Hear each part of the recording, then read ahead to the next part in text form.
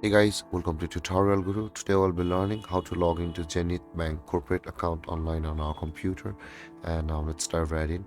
Now to log into your Zenith Bank corporate account on your computer, first open up your preferred browser as I have already opened the Google Chrome.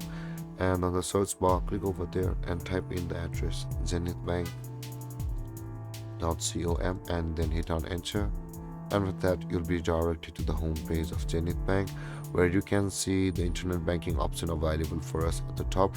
Now in order to log into your corporate bank account, you can simply click on the corporate button available over here, click on it, and then you'll be directed to the corporate login page of your Zenith Bank account, where you'll be required to enter your username of your corporate bank account, and of that enter your PIN number, and of that enter your code number provided by your corporate internet banking account, and after that click on login button available over here guys, and then you'll be able to sign into your Zenith Bank corporate internet banking account.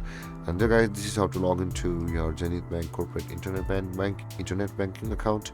And if you have any confusions or questions regarding your topic, feel free to comment in the comment section below, and don't forget to like, subscribe and hit that bell icon for more videos. Thank you for watching guys. Peace.